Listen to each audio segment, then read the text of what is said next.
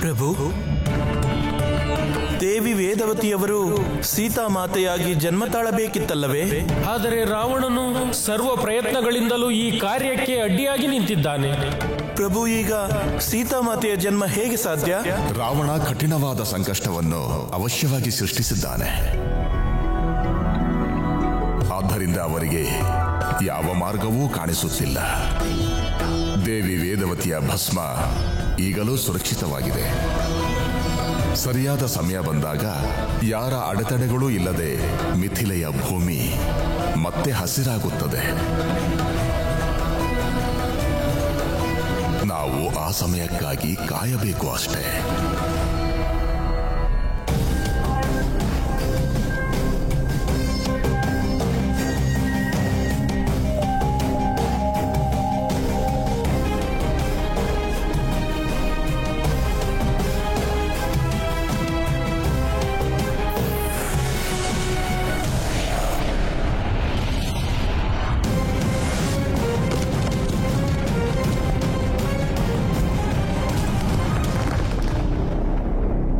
ಪ್ರಭು, ಇದೆಂಥ ಸಂಕಷ್ಟ! ಆ ದುರಾಚಾರಿ ರಾವಣ ತನ್ನ ರಾಕ್ಷಸ ಶಕ್ತಿಯಿಂದ ಸಂಪೂರ್ಣ ಮಿಥಿಲೆಯನ್ನು ಬರಡು ಮಾಡಿಬಿಟ್ಟಿದ್ದಾನೆ. ನೀವು ನನಗೆ ಒಪ್ಪಿಸಿರುವ ಕಾರ್ಯವನ್ನು ನಾನು ಹೇಗೆ ಪೂರ್ಣಗೊಳಿಸುವುದು? ಯಾವುದಾದರೂ ಮಾರ್ಗವನ್ನು ತೋರಿಸಿ ಪ್ರಭು.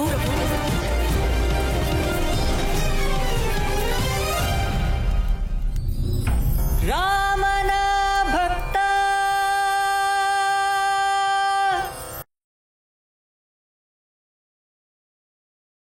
ತಾತ, ನಿಲ್ಸಿ.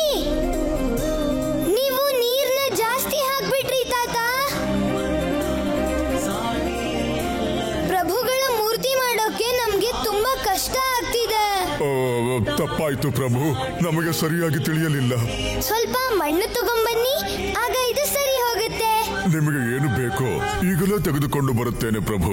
ನೀವು ಪ್ರಭುಗಳ ಮೂರ್ತಿಯನ್ನು ಸರಿಯಾಗಿ ತಯಾರಿಸಬೇಕು ಅಷ್ಟೇ. ಆಯ್ತು ತಾತ, ನೀವು ನೋಡ್ತಾ ಇರಿ. ಈ ಮೂರ್ತಿಯನ್ನ ಹೇಗ್ ಮಾಡ್ತೀವಿ ಅಂದ್ರೆ ಇದನ್ನ ಕಂಡು ಪ್ರಭುಗಳಿಗೂ ಆಶ್ಚರ್ಯ ಆಗ್ಬೇಕು. ಆಗಲಿ ಪ್ರಭು.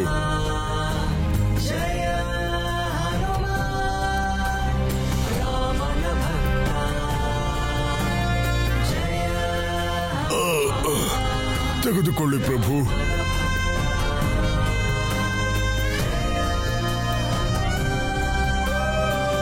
ಪ್ರಭು, ನಮ್ಮದೊಂದು ಪ್ರಶ್ನೆ ಇದೆ. ಕೇಳಿ. ಪ್ರಭು ಶ್ರೀರಾಮ ನಿಮ್ಮ ಹೃದಯದಲ್ಲೂ ಇದ್ದಾರೆ, ನಮ್ಮ ಹೃದಯದಲ್ಲೂ ಇದ್ದಾರೆ. ಹಾಗಿದ್ದ ಮೇಲೆ ಈ ಮೂರ್ತಿಯನ್ನು ತಯಾರಿಸುವ ಉದ್ದೇಶವೇನು ಪ್ರಭು? ತಾತ, ನಿಮ್ಮ ಮಾತು ನಿಜ. ಪ್ರಭು ಶ್ರೀರಾಮ ನಮ್ಮ ಮತ್ತು ನಿಮ್ಮ ಹೃದಯದಲ್ಲಿ ಇರ್ತಾರೆ. ಆದ್ರೆ ಪಿತಾಶ್ರೀ ಹೃದಯದಲ್ಲಿ, ಮಾತೃಶ್ರೀ ಹೃದಯದಲ್ಲಿಲ್ಲ, ಮತ್ತೆ ಮಿತ್ರರ ಹೃದಯದಲ್ಲೂ ಇಲ್ಲ. ಅವರ ಮನಸ್ಸಲ್ಲಿ ಪ್ರಭುವಿನ ಬಗ್ಗೆ ಭಕ್ತಿ ಬರ್ಬೇಕು ಅಂದ್ರೆ ಪ್ರಭುವಿನ ಸಾಕಾರ ರೂಪಕ್ಕೆ ಆಕಾರ ನೀಡೋದು ಅತ್ಯಂತ ಅವಶ್ಯಕ. ಅದಕ್ಕೋಸ್ಕರನೇ ನಾವೀ ಮೂರ್ತಿಯನ್ನ ಮಾಡ್ತಾ ಇರೋದು. ಅರ್ಥವಾಯಿತು ಪ್ರಭು, ಎಲ್ಲವೂ ಅರ್ಥವಾಯಿತು.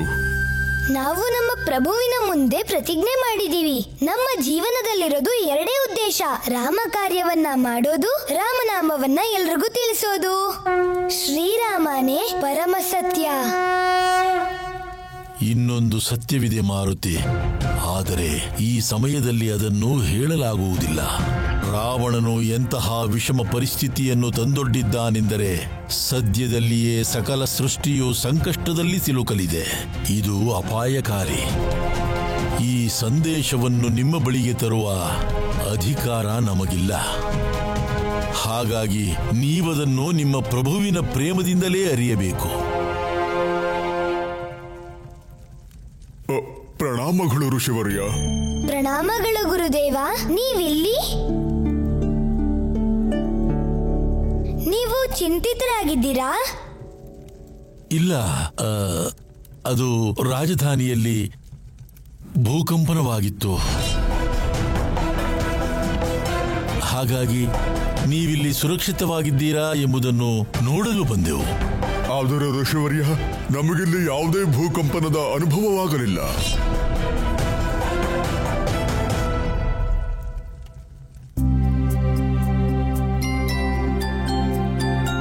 ಸರಿ ಸರಿ, ನಾವಿನ್ನು ಬರುತ್ತೆ. ಪ್ರಣಾಮಗಳು ಋಷಿವರ್ಯ. ಪ್ರಣಾಮಗಳು ಗುರುದೇವ.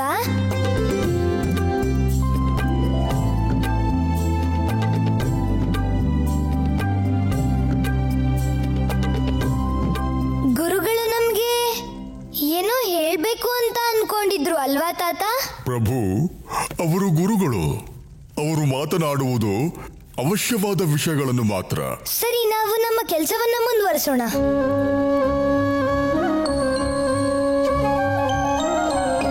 ತಾತ, ಸ್ವಲ್ಪ ಈ ಕಡೆ ಬನ್ನಿ. ಸರಿ ಪ್ರಭು.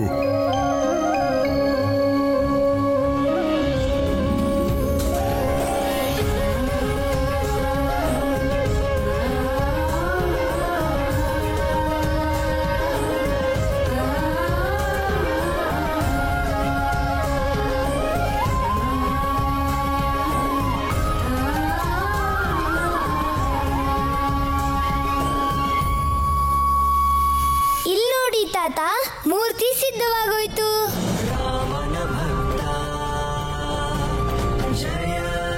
ಮೂರ್ತಿ ಅದ್ಭುತವಾಗಿ ಕಾಣುತ್ತಿದೆ. ಜೈ ಶ್ರೀರಾಮ. ಜೈ ಶ್ರೀರಾಮ.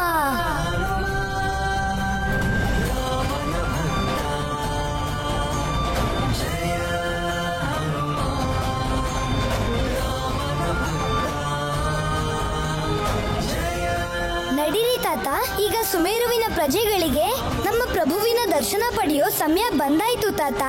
ಹೌದು ಪ್ರಭು, ಬನ್ನಿ. ನಡೀರಿ. ಪ್ರಿಯ ಹನುಮ,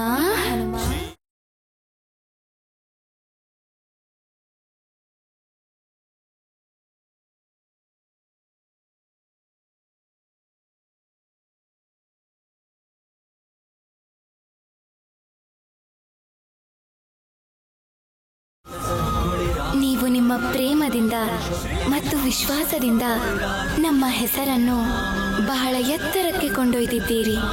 ನಾವು ನಿಮಗೆ ಋಣಿಯಾಗಿದ್ದೇವೆ ಹನುಮ. ನಮ್ಮ ಹೆಸರಿನ ಜೊತೆ ಜೊತೆಗೆ ನಮ್ಮ ಈ ರೂಪವನ್ನೂ ಸಹ ನಿಮ್ಮ ಅಂತರಂಗದಲ್ಲಿ ಪ್ರತಿಷ್ಠಾಪಿಸಿಕೊಂಡಿದ್ದೀರಿ. ನೋಡಿ ಮಾರುತಿ, ಎಷ್ಟು ಸರಳವಾಗಿ ಸುಂದರ ಮೂರ್ತಿಯನ್ನು ನಿರ್ಮಿಸಿದ್ದೀರಿ. ಸರ್ವಶ್ರೇಷ್ಠ ಭಕ್ತಿ ನಿಮ್ಮದು. ಪ್ರಣಾಮಗಳು ಪ್ರಭು.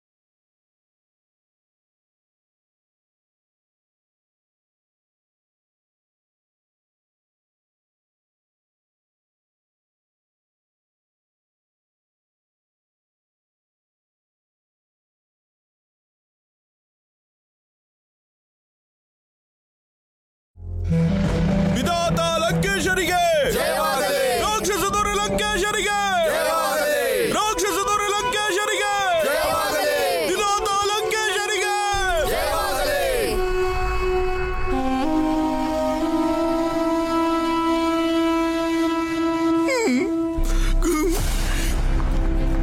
ಕ್ಷಮಿಸಿಬಿಡಿ ಪ್ರಭು, ಕ್ಷಮಿಸಿಬಿಡಿ. ಸಮರ ಪ್ರದೇಶದ ರಾಜನಿಂದ ನೀವು ಗೆದ್ದು ತಂದ ಗದೆಯನ್ನು ಅಪಹರಿಸಿದ್ದು ನಾನೇ. ರಾಜಭಂಡಾರದಿಂದ ಚಿನ್ನವನ್ನು ಕದ್ದದ್ದು ನಾನೇ. ವಿಧಾತ, ಮಾತೆ ತಾಟಕಿಯ ವನದಲ್ಲಿ ಗುಪ್ತವಾಗಿಟ್ಟಿದ್ದ ಮಧುರಿಯನ್ನು ಇಷ್ಟೇ, ಸ್ವಲ್ಪ ಸ್ವಲ್ಪ. ಇದನ್ನು ಮೀರಿ ಮತ್ಯಾವ ಅಪರಾಧವನ್ನು ಮಾಡಿಲ್ಲ. ನಮ್ಮನ್ನು ಕ್ಷಮಿಸಿ ಪ್ರಭು. ಪ್ರಭು, ಕ್ಷಮಿಸುವುದು ವಿಧಾತನ ನಿಯಮ, ಅದು ಅವನ ಅಧಿಕಾರ. ನಿಜವಾಗಲೂ ನಿಮ್ಮ ಮನಸ್ಸು ಬಹಳ ವಿಶಾಲವಾದದ್ದು ವಿಧಾತ. 3 ಲೋಕಕ್ಕೂ ನೀವೇ ಅಧಿಪತಿ ಮತ್ತು ಎಲ್ಲರೂ ನಿಮ್ಮ ಸೇವಕರು ವಿಧಾತ.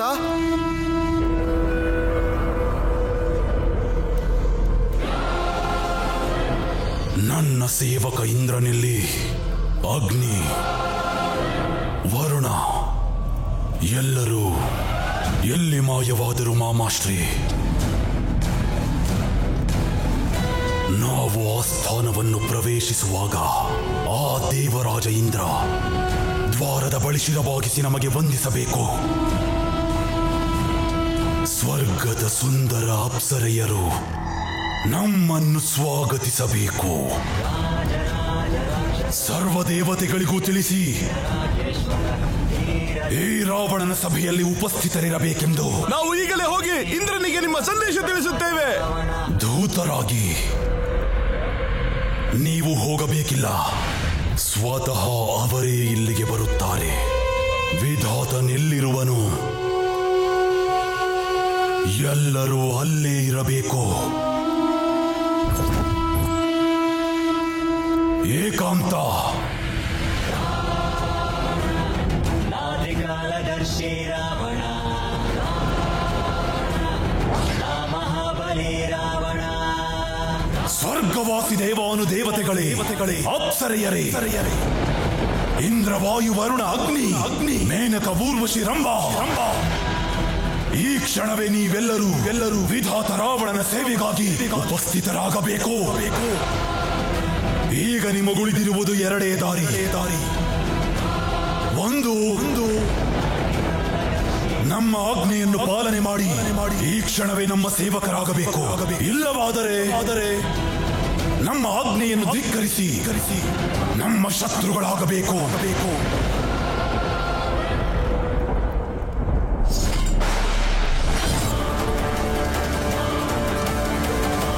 ವಿಧಾತ ರಾವಣನ ಶತ್ರುಗಳ ರಕ್ಷಣೆಯನ್ನು ಸ್ವತಃ ಮಹಾಕಾಲನೂ ಮಾಡಲಾರ.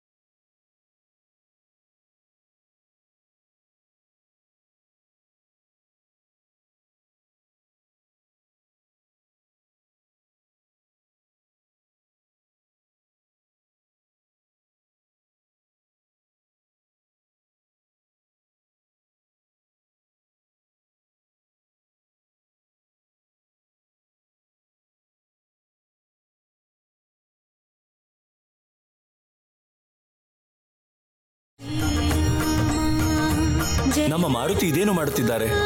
ನನಗೂ ಅರ್ಥವಾಗ್ತಾ ಇದೆ ಸ್ವಾಮಿ.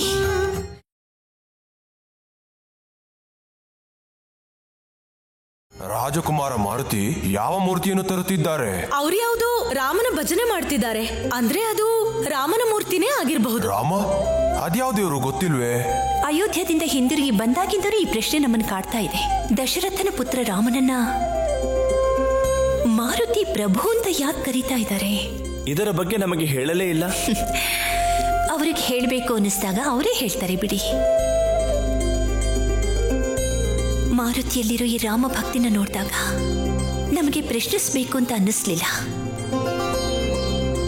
ದೇವಿ ಕೌಸಲ್ಯ ಹೇಳ್ತಾ ಇದ್ರು ಅವರಿಬ್ಬರ ಮಧ್ಯೆ ತುಂಬಾ ಪ್ರೇಮ ಇದೆ ಅಂತ. ಆದ್ರೆ ಇದು ಯಾವ ರೀತಿಯ ಬಾಂಧವ್ಯ ದೇವಿ? ನೀವು ಈಗಾಗಲೇ ದಶರಥರ ಪುತ್ರ ರಾಮನನ್ನು ನೋಡಿದ್ದೀರಿ. ಅಂಥದ್ದೇನು ವಿಶೇಷವಿದೆ ಅವರಲ್ಲಿ? ಹಾಗೇನು ಇದೆ ಅಂತ ನಮಗನ್ನಿಸ್ಲಿಲ್ಲ ಸ್ವಾಮಿ. ಒಂದು ವೇಳೆ ಮಾರುತಿ ಮನಸ್ಸಿನಲ್ಲಿ ಏನಾದ್ರೂ ಪ್ರಶ್ನೆ ಇರಬಹುದಾ? ಅದಕ್ಕಾಗಿ ಅವರು ಉತ್ತರನ ಹುಡುಕ್ತಾ ಇರಬಹುದಾ? ಹೌದು ದೇವಿ, ಬಾಲ್ಯಾವಸ್ಥೆ ಬಹಳ ಪ್ರಶ್ನೆಗಳಿಂದ ಕೂಡಿರುತ್ತದೆ.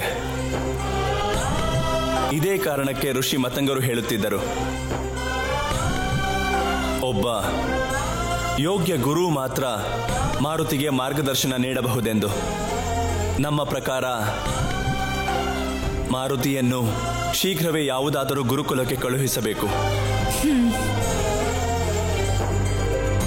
ಮಾರುತಿ ಶಿಕ್ಷಣ ಹಾಗೂ ಜ್ಞಾನದ ವಾತಾವರಣದಲ್ಲಿದ್ರೆ ಒಂದು ವೇಳೆ ಅವರ ಪ್ರಶ್ನೆಗೆ ಉತ್ತರ ಸಿಕ್ಕುತ್ತೋ ಏನೋ ಗೊತ್ತಿಲ್ಲ. ಹಾಗೇನೆ ಅವರು ನೀವು ಕೇಳಿಸ್ಕೊಳ್ತಾ ಇದ್ದೀರಾ ಸ್ವಾಮಿ? ಎಷ್ಟು ಭಕ್ತಿ ಇದೆ ಮಾರುತಿ ಧ್ವನಿಯಲ್ಲಿ. ರಾಮನ ನಾಮ ಕೋಟಿ ಪ್ರಕಾಶ, ರಾಮನ ಅವರು ಸಾಕ್ಷಾತ್ ಪರಮಾತ್ಮನನ್ನ ಕುರಿತು ಹಾಡ್ತಾ ಇದ್ದಾರೆ ಅಂತ ನಮ್ಗನ್ನಿಸ್ತಾ ಇದೆ. ನಮಗೆ ತಿಳಿಯದ ಯಾವುದೋ ವಿಷಯ ಆ ದಶರಥ ನಂದನ ರಾಮನಲ್ಲಿದೆ.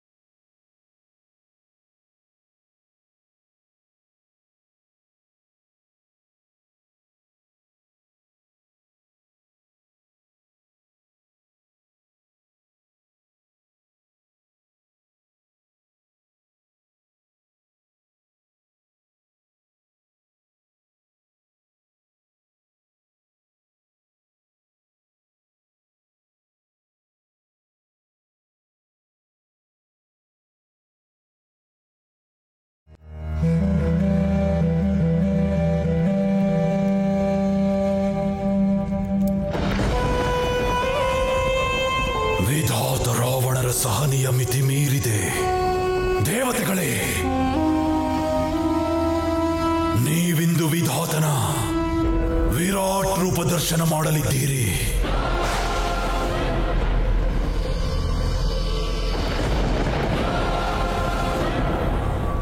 ಓಂ ಬ್ರಹ್ಮ. ಸ್ವಲ್ಪ ನಿಲ್ಲಿ ರಾವಣ.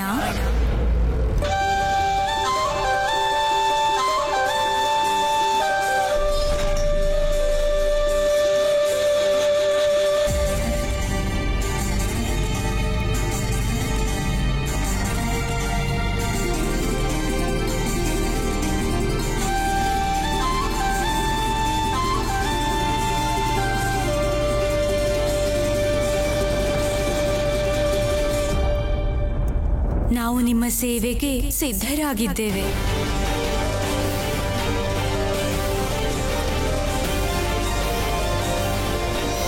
ರಂಭಾ, ಓರ್ವಶಿ, ಮೇನಕ, ಅಂತೂ ಅಪ್ಸರಿಯರೆಲ್ಲರೂ ವಿಧಾತ ರಾವಣನ ಸ್ವರ್ಣ ಲಂಕೆಗೆ ಬಂದಿರಿ. ನಿಮಗೆ ಸ್ವಾಗತ. ಇನ್ನುಳಿದ ನಿಮ್ಮ ದೇವಗಣವೆಲ್ಲಿ? ಎಲ್ಲಾ ದೇವತೆಗಳು ನಿಮ್ಮ ಭಯದಿಂದ ಓಡಿ ಹೋದರು ವಿಧಾತ. ಇಂದ್ರಲೋಕದ ಮೇಲಿನ ನಿಮ್ಮ ಬ್ರಹ್ಮಾಸ್ತ್ರ ಪ್ರಯೋಗ ವ್ಯರ್ಥ. ಓ, ಹೌದೇ? ಹಾಗೇನು? ನಿಮ್ಮ ಮಾತನ್ನು ಪರಿಗಣಿಸೋಣ.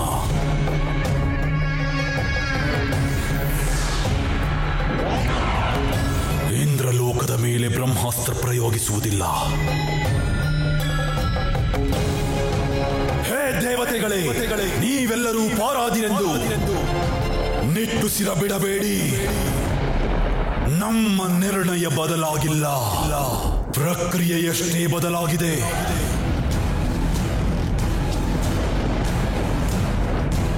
ವಿಧಾತರ ಸಾನ್ನಿಧ್ಯಕ್ಕೆ ಬಂದಿರುವುದರ ಹಿಂದೆ ಕುತಂತ್ರವೇನೂ ಇಲ್ಲ ತಾನೇ? ಇಲ್ಲ ವಿಧಾತ, ನಿಮ್ಮನ್ನು ನಾವು ನಮ್ಮ ಅಧಿಪತಿ ಎಂದು ಸ್ವೀಕರಿಸಿದ್ದೇವೆ. ಭಯ ಇರಲೇಬೇಕು. ವಿಧಾತ ರಾವಣ ಪ್ರಸನ್ನರಾಗಿದ್ದಾರೆ. ದೇವಲೋಕದ ಅಪ್ಸರೆಯರ ಆಗಮನವು ಪುತ್ರ ರಾವಣನನ್ನು ದಿಕ್ಕು ತಪ್ಪಿಸುವ ಷಡ್ಯಂತ್ರವಿರಬಹುದೇ? ನಾವು ಎಚ್ಚರಿಕೆಯಿಂದ ಇರಬೇಕು.